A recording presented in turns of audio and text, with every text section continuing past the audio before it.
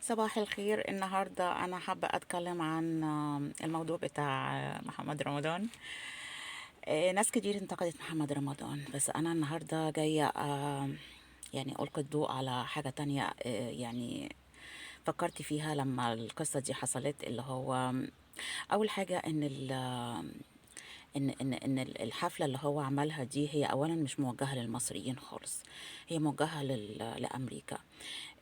حفله كوتشيلا دي لو انتوا شفتوا بقيه الناس اللي اشتركوا فيها، هي كلها حاجات رقص من الجزء السفلي، يعني تحريك اللي هو الجزء السفلي ده بطريقة وإيحاءات مش أخلاقية بالنسبة لي أنا ولا بالنسبة للمجتمع المصري. لكن هو معظم العروض اللي اتقدمت في الحفلات دي أو اللي يعني مستهدفة، الحفلات دي مستهدفة جمهور معين بيحب الحاجات دي، فهو مدعو للحفلة دي بالشروط دي اللي هو يرقص من تحت.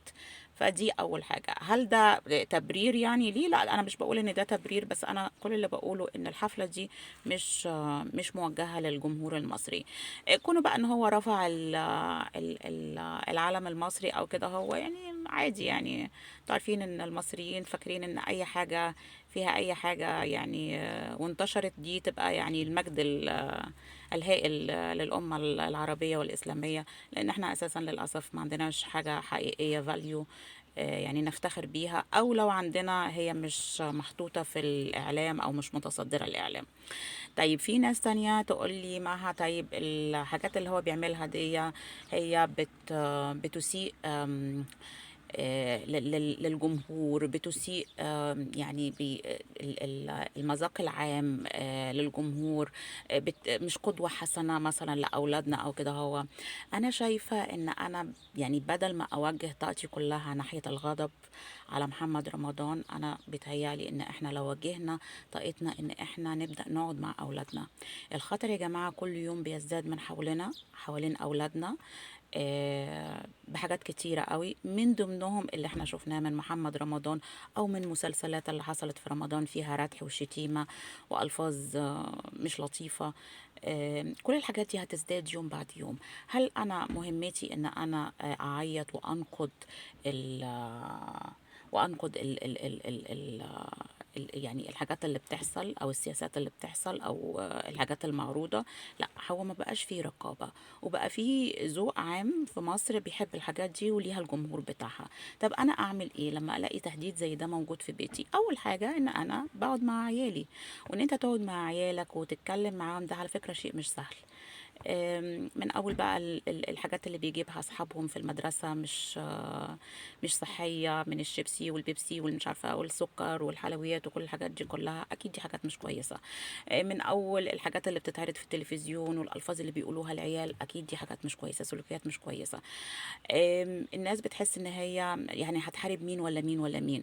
انا بدل ما احارب يا جماعه، انا انور الشمعة بتاعتي، انور دنيتي انا، ان انا اقعد مع اولادي.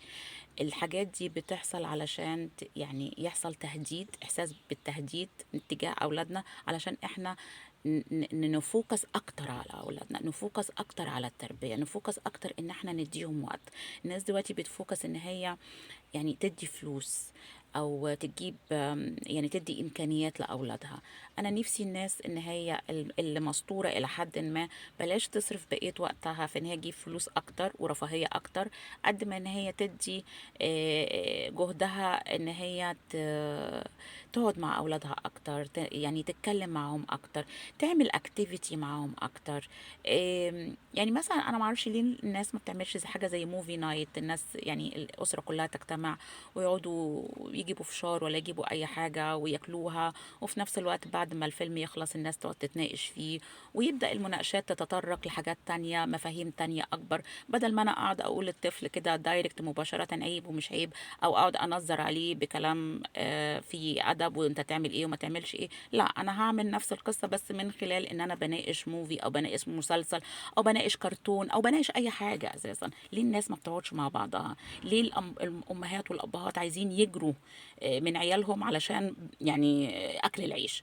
لا يعني انا شايفه ان في اوفر لاكل العيش. الدنيا غاليه، ثواني صوتي زي هشرج. انا شايفه ان الدنيا غاليه، بس انا كمان شايفه ان ده بقى حجه ان الابهات والامهات ما يقعدوش مع اولادهم، وان هم يبداوا يبذلوا مجهود. ودي حاجه مش سهله على فكره، ان انت تقعد مع طفل وتفهمه وتقعد تلعب معاه وتقعد تسلي وقته وكل الحاجات دي كلها، ده مش سهل. ده مجهود صعب جدا جدا. يمكن الشغل بره والشقه بره اسهل كتير من الحاجات دي، وانا بتكلم عن تجربه، انا مش بتكلم من فراغ.